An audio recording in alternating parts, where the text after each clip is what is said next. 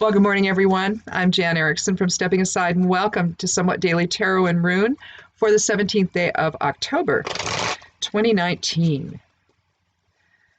Well, if this is your first time here, welcome. Thank you so much for coming by, and if you've come back, thank you. Click subscribe. I'd love you to do that, and go check out the blog over at imsteppingaside.com. It's called Stepping Aside. I'd love you to do that. Oh, one thing I didn't mention yesterday, one of the posts I did was on Oregon grape. Typically, when you tincture that stuff, you're using the root. And when you harvest it, you're using the root. But I don't want to butcher my plants, so I was always buying it, already dried from Mountain Rose Herbs. But anyway, I saw this article a few years back. An herbalist wrote it, and she had talked with another herbalist who had indicated to her, well, you don't have to do that. You can just get the same yellow berberine substance from the inner layer of the branches as well. I mean, it's best to take older branches that are bigger to do it with, and I show you how to do that in the post. But it's very yellow. So anyway, I guess they tested it. Someone tested it, and apparently it's just as medicinal as the roots. So I've just been doing that and taking some older branches off some of my Oregon grape that I have growing. And I wrote that up. It's really good for arthritis. It's good for skin conditions. It's basically a liver herb. It's considered a liver alternative. And so it's going to keep your liver system functioning properly, purifying the blood and, keeping things moving, promoting bile production, keeping everything processing through the body, properly. When you get, like when I had rheumatoid arthritis, and that's an autoimmune disease, and before I went into clinical remission, it was severe. It was severe for like 13 years. And I wrote about it in my first book, Confessions of a Back Porch Herbalist, where I talk about initially healing with cannabis, going into remission with that finally. And then the rest of it, was using also traditional herbs to keep me in remission. And so anyway, I talk about it in there. But anyway, Oregon grape is a great thing, and I include it in the tincture I formulate for my RA. So, but it's also good for skin disorders and all of that. So it can be used topically and everything in like a liniment or as part of a blended salve, if you will. You could use it that way too. Infuse some into some oil, but mostly I don't know, I like using liniments, and so I'll use rubbing alcohol when I do a liniment because I don't want to use Clear Springs. It's too expensive, and I'm not worried about ever ingesting it. So you can always use rubbing alcohol to do your liniments. You can get it in various strengths. Even a 50% would be enough, but if you're using fresh stuff, then you'd want to get the 91 or the 99% alcohol if you can get it. Because because when you're dealing with fresh herb, then you're dealing with water content, and so you can't be sure of the strength otherwise. So typically anything fresh is done with grain alcohol. So anyhow, enough of that. Moon's moved into chatty Gemini in the 7th house of marriage and partnership. There's curiosity today. There's it's relationship oriented, so maybe you'll be in a conversational mode with people in your life. Let's see, the sun in the 11th house in Libra, again, peaceful and harmonious relationships. However, let me scroll up here. We have Mars still in Libra, and this time it's in the 10th house, and so you're talking about career. So here is where you're going to have to use some diplomacy at work. Mars in Libra, Mars tends to be the natural leader, and so, they want to rise to the top and be the leader and all of that. And today, we've got some issues with that, though. Whenever Mars in Libra, you want to watch your tone, and you want to take your cues from the group. Yes, demonstrate your leadership abilities. I'm sure people already know, but don't be pushy about it. Because here's the thing, we have a Thor's hammer aspect here today. We also have Chiron still in Aries, so we might, be kind of in a little bit of a pity party a little bit too. So we might be hesitant to assert ourselves with the Mars element there in Aries. The problem is sometimes that can backfire and you can get angry. And then instead of, remaining hesitant, to express yourself, you might actually go overboard in your expression and get way too aggressive. But the Thor's hammer aspect, I talked about a Thor's hammer aspect on the blog yesterday, but this one's different. This is a square between the Sun and Pluto and a sesqui square between them and the Moon. And what this is talking about, and the reason I'm bringing it up is because of the Mars and Libra issue today, particularly because it's at work or may occur at work or in a work type setting, whether it's an actual job or not. What we have here, what did I write down? Okay, explosiveness and emotional unpredictability with the Sun square Pluto. Sesqui square, though, with the Moon, and the Moon then would be the kind of like the focal point or the apex of the triangle. It's kind of an elongated triangle, not as skewed as a yod, but similar. But not so much, the apex is not so much the focal point of things. So you don't have, because in a yod, instead of the square, you've got a sextile on that end. And so they're kind of shoring up. If this was a yod, you would have the Sun and Pluto on the sextile end, and it'd be shoring things up, making, supporting whatever the Moon was trying to do. But here, it's almost like it gets in the way of it, because the Moon itself, where it is today, it sort of has a desire to work alone. And so, you're kind of struggling. You've got this conflict, and it's like, geez, I just want to be left alone. But then you've got these other issues where, yeah, I want to be left alone, but I see something that I know that they don't, and I want to tell them. Well, so you can see where there's just a lot of contradiction going on today where, you're kind of maybe feeling at both ends of the spectrum. So when that happens, interactions can be problematic. So that's all I'm saying anyhow. So let's go ahead and take the first three cards and see what we have for today. Now that we know that we have to be careful with what we say to one another. Oops. 7, 8, 9, 10.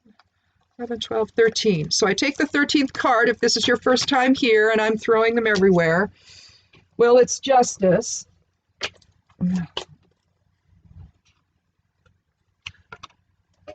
11th card of the Major Arcana. So a soul archetype card.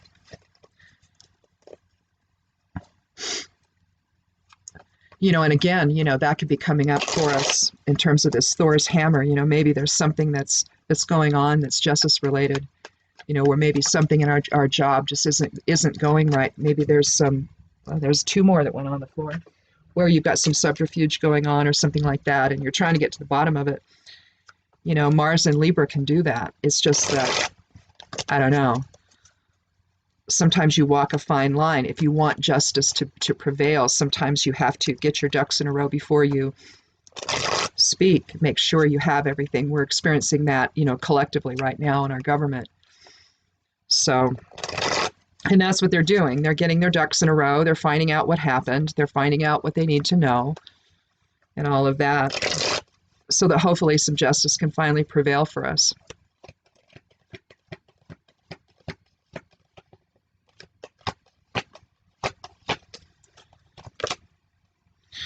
The next is an 8 of Cups. Walking away from emotions that no longer serve. Let's do the last card.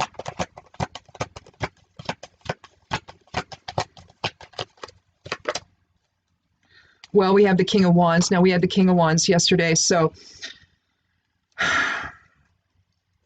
yesterday's reading had to do with a male energy that's not paying attention, that's only in his own place, that's only in his own thought pattern. He's not manifesting for the sake of everyone else. He's just manifesting for himself.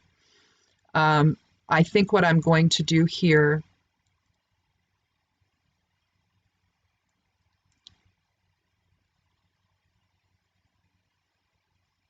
We could look at this as a Thor's hammer, with justice being where we need to go.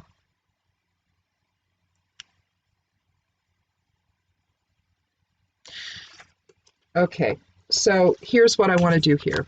I think I'm going to have justice in the center. I think I'm going to begin with the King of Wands again, like we did yesterday. And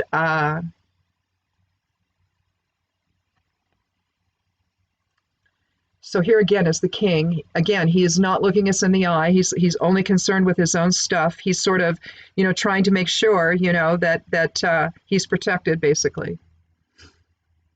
He's got his staff in front of him, so that's a defensive posture.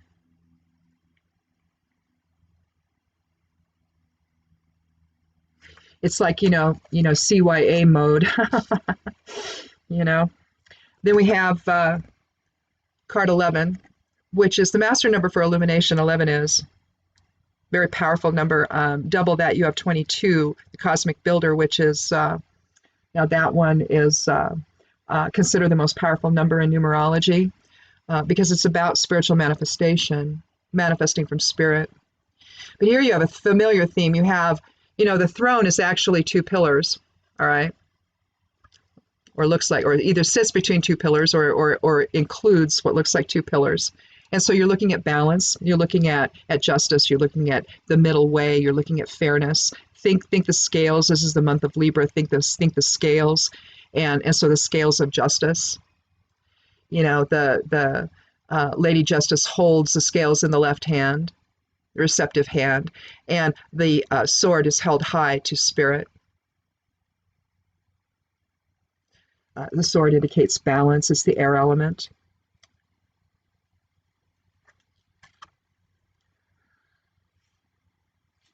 And then the 8, a card of strength, a card of leadership, a card of practicality. It takes strength to walk away, doesn't it? Although the cups are upright and they're in an ordered appearance, aren't they? We see again the same 2. You've got a peak over here and then one here. Okay, so you've got them here and here. You've got the moon rising up between them. So there's an element of unknown here in terms of the future. He's walking uphill a little bit, isn't he? You can see over here, there's some boulders in his path. But it suggests that there's a challenge ahead. But that but because these are not, in a mess on the ground, turned over and broken and all of that, like you see in some of the other cups that we see, like, what is it? Is it the 5 of cups where you see that there's 2 behind and 3 on the ground and they're all broken, but the ones in the back, he can't even see them. The 4 of cups, one's being handed to him from a cloud and the other 3 are in front of him and he doesn't see that either. But here we're walking away from but at the same time, well prepared. All right. We know the truth of this now. There's no disarray, even though there's still some illusion up there with the moon. We're still ready to move on and to go in a different direction, and maybe one that is based on truth and justice. Given that it's the 11, you're talking about illumination and awakening from the deception of this guy. Now, whoever this represents in your life, it could be a family member, it could be a coworker, it could be a boss, or it could be the guy in the Oval Office. Whatever this is regarding, we have the balance of justice here. The truth, justice, illumination, awareness, all of that.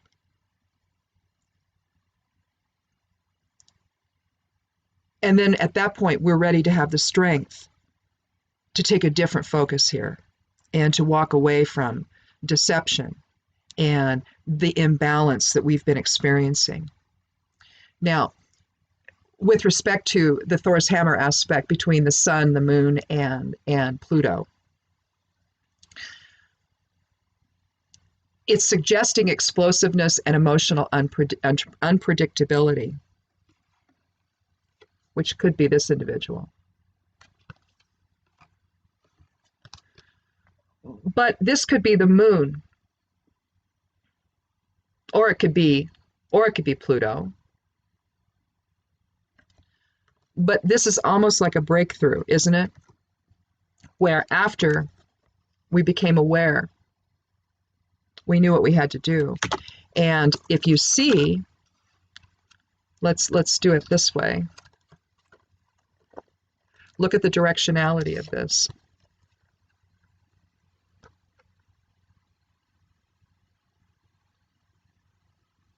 He's covering his you know what, trying to make sure his ducks are in a row so that he can describe the narrative that is understood. Then you have justice that comes in, an awakening, and then you walk away.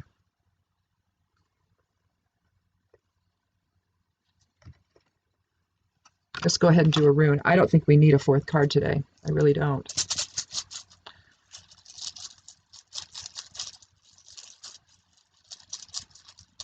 The effect of the king, you know, the wands is the fire element, and you have to think about the effect of will when it's out of control, when there's no basis for it, when it's all just a lack of impulse control, or, well, this person said this, so I'm going to be easily led over there. It's almost like the king is one of those pinball energies where he's the pinball, and depending on, you know, where he goes, who hits him, you know, he's going to go here and he's going to go. There's no, in other words, there's no sense of purpose within him, within this king. There's nothing. There's just his own thing and his own desires and his own will in play. Does not understand, you know, the greater unity that he's a part of. He can't even look people in the eye. He's looking to the past. He's trying to cover whatever he's done. Justice comes in. Lady Justice says, no, we aren't going to do that. We're going to look at the facts. We're going to see what this is. And then we're going to have the courage to act. And irrespective of the challenges that it may take, Uruz is the second rune of the Elder Futhark. And it's and one of the interpretations that I found in my different research on runes over the years is drizzle. Yeah, I just love that. I share it every time because it's just the coolest idea when you think about it. Uruz is not the manifested force, all right, or the force of manifestation. It is the forming force behind it. So it's a true rune of spirit. It's all that is initial thought to do something. It's just the forming force. It's the impetus behind the impetus, in other words. So when we think about who we really are as source energy focused into form, as the creator focused into form, we may feel individual, but in fact, we're just fragments of that. And living life and experiencing life and creating life. Hopefully not reacting to life too much, but being more in the creating or co-creating mode. And that's where you find Uruz. This is creation energy right here. And we're going to need a lot of that, aren't we, in order to go from, because here's the thing, if you were someone who was supporting the king, if you were someone who thought that he was your answer, if you were looking to this person for leadership or what have you, you know, again, whether it's collectively what we're experiencing or whether it's just in your personal life, this could be in a job, you know, given that we've got, you know, the 10th house here with Mars and Libra in the 10th house, you know, career is here. Career is in focus today. So, you know, the king is clearly a person of authority. It could be you. This could be indicating that your focus is off and that it's affecting everybody else. And you need to figure this out and maybe find another way to express yourself in a way that's maybe not so domineering or controlling, in a way that, you know, maybe is a little more respectful of the individual differences that really bless you, you know, especially at a job. You know, if you're one of those bosses that thinks you're the most important person, well, you're not. I mean, you might pay the rent and pay the bills and the one in charge, but it's your people. If you don't have anybody that's good, you're not going to do well, right? So you really have to hire people that are stars. You have to hire people that you can then say, this is what I need from you, and then get out of their way and let them do it. Let them have that kind of autonomy. So this could be describing somebody who's learning that lesson today. Maybe this is a reading for someone who is a boss, who is an employer, who is a supervisor, who's maybe having a little trouble managing that type of leadership role. And if you're too wrapped up in yourself, if you're making yourself too important at the expense of everybody who works for you, that isn't going to work out well. So, let go of that stuff, figure out what's really important. And I'm just throwing everything on the floor. Now it's my fan. Well, there it goes again, because I'm putting it in a stupid place. Anyway, so again, what are we going to manifest? And what this is saying is that we need to manifest something that's based on spirit, based on justice, a higher self view of things. You've got the 8, which again, 6 is higher self energy, but we magnify that with the 8, all right? So it's not just leadership. Think the god Tyr and Tiwaz. We've talked about that before with the 8, where you're talking about, yes, leadership, but you're talking about spirit-based leadership, not ego-based leadership, right? The King of Wands is more ego, all right? Lady Justice is spirit. That's what I'm talking about. And so here, we're going to be on a forming force level of manifestation here. Something needs to change, and in a very, very big way. Let's go ahead and take the geomancy rune and see what we have there. Well, I'm going to need my light here because I can't see. All right, so we have a single dot for fire. Looks like a dual dot for air. Let me turn it over and be sure. Yes. A single dot for, a single dot for water and a single dot for earth. I'll draw that out for you. What that is Puella. So that means young girl. So it's kind of listen, when I grew up, I'm a Libra. My birthday was Sunday on the 13th. Now, when I grew up, my mother, I was flighty, okay, and she would tell me this, don't be so flighty. I talk with my hands. Well, that could be, I could knock things off. Anyway, I also, because my energy was so scattered and being empathic, I'm noticing everything, everywhere, all the time, right? So instead of, and it's not that I couldn't focus. I could focus. I had such an intense focus in the 6th grade. My teacher, during parent-teacher conferences, he told my mother, your daughter is a great student. She's just terrific. But I just wanted to say this to you, and it's not a bad thing. It's just that when we have reading hour, she's reading, I have to physically go and shake her to get her out of it. She can't come out. I can't say anything to her. She won't hear me. She's so focused on the book she's reading. She can't let go of it. And my mom's just, like, yeah, that's my daughter. So I was sort of, all over the place, yet I could seriously focus. And so, I don't know. I was when I, first got into geomancy and I'm reading the interpretations of this stuff.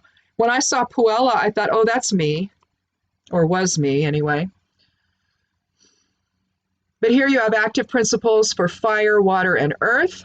So intentional movement there, and then the passive air. So the passive air is what makes you flighty and sort of, flit about, and you're probably a little more superficial than what you would be as an adult with this type of energy. This type of energy would move toward, more like Tristitia, or maybe get a little more Albus energy in there. And so you would have a little more wisdom to all of it, and you would be less superficial. Although Puella and Gemini tend to align really well together as well. Because there you have, with Gemini, sometimes you have someone that's a little more superficial, maybe not so grounded, the Puella energy, where you're chatty and you're everywhere, and maybe your focus isn't as strong as it needs to be all the time. Not a bad thing necessarily, unless you're somebody that's so ill-dignified that you're just all the negative aspects of Gemini. So anyhow, what does that have to do with this then? I guess we would just say watch the focus. that we want to make sure that likely the Puella energy is maybe a transition here.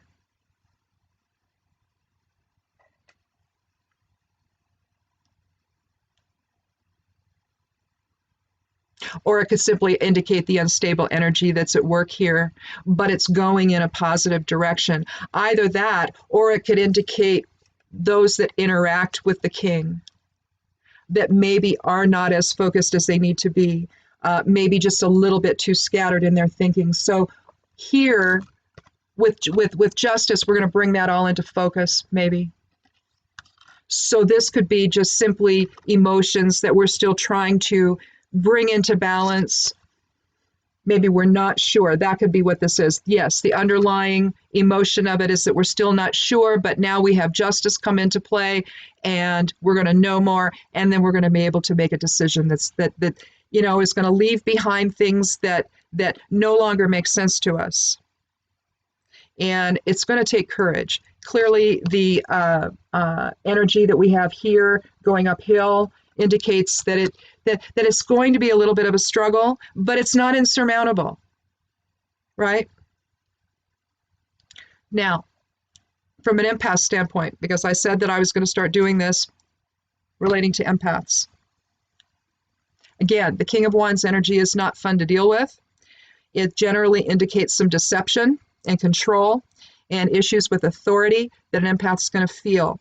You're going to understand that there's something going on behind the scenes. You're going to pick up on that, and that's not going to be easy. So if this is at work, you're going to sense the energies today that you got a king or a person in authority that's really not paying attention to you or to anyone else, maybe running amok, deciding everything for himself, not understanding that that's a joint endeavor, right?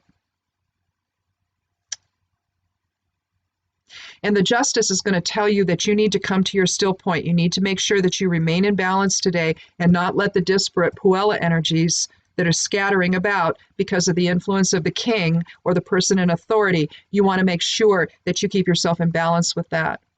You keep your perspective right inward instead of allowing, the drama of the king to interfere with all of it that you need to do. The Eight of Cups might indicate that if at some point during the day or periodically throughout the day, if it makes sense to dissolve channels, then do that. Every time you focus in as an empath, every time you focus, every time you turn your attention, you turn a thought, whatever it is, have a conversation, watch a TV show, go online, watch this, you're creating an energetic channel to that experience. Even if it's just a brief thought, a channel gets created. And somewhere those thoughts are going to manifest. Maybe not right in this moment, but at some point they're going to manifest somehow, some way. So you want to, if they're difficult, if it's too much for you, dissolve the channels, go inward, find your still point, excuse yourself from the conversation, go take a bathroom break, whatever you have to do. If you have to remove yourself, do that as well. Because that's in a sense what, they're doing in the Eight here. And be the urus in your life. Be that forming force. Be the thought before the thought that manifests. Go into that level of awareness and stay there if you have to.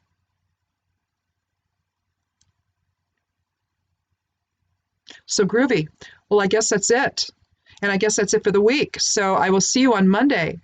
And think about this. This is a process that we're going through. Whether it's something that's happening collectively like we're going through, or there's something going on in our personal life where maybe some things need to be restructured. So take this weekend and think about that.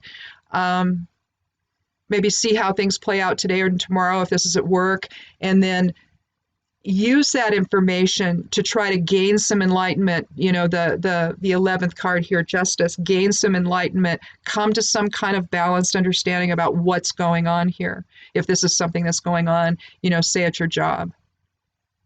But otherwise, just look for this to be that as more deception is trying to be put forth, it's just not happening anymore. Sometimes when truth comes out, there's just so much there that when they try to obfuscate and they try to lie and they try to tell a different story, when they try to control the narrative, Eventually, sometimes the information that you have, the facts that come out, just overwhelm all of that, and there's just no way. And you stand there while they're doing it, and you're like, well, why are you doing this? Look, we all know what the truth is here, so can we just dispense with this nonsense? And let's figure out what we're going to do. I mean, it's kind of what this is, this reading today. What are we going to do? You know, let's figure it out, and let's get on with things. So, whatever it is. You know, and if it works, if something can't be resolved, then maybe it's time to go look for another job. You know, I don't know. I think sometimes we stay too long in a morass, and we don't need to. You know, we're afraid to make decisions. We're afraid to walk away. We're afraid to do what we need. You know, what's best for us, and we're afraid to make that change, to make that choice, and to step outside that comfort zone. But I think that, you know, when the facts are staring us in the face, we've got to do that. So if you can take a new direction at work and remain there, that's awesome. But if you can't, maybe this is signaling, you know, either develop a new perspective or find another place to be. Sometimes that's all you can do. So anyhow, think about that. See if any of that resonates. If not, maybe something else does. And if you've got a different interpretation of this, then, you know, go ahead, put it down in the comments. Maybe that will resonate with someone better than what I just said. And it might open up something for them. So please, you know, I've been encouraging people, share your own thoughts about this in the comments. I see them, I'll respond. And if you have questions or whatever, or if you have a different interpretation, put it in there. And let's get a dialogue going about this stuff. There's no tarot reader has all the answers. There's a lot of different ways of looking at this. And so I think that it is a tremendous value if we all share that. So anyhow, thanks so much for coming by. We'll see you on Monday. Be good to yourself, be good to one another, and blessed be.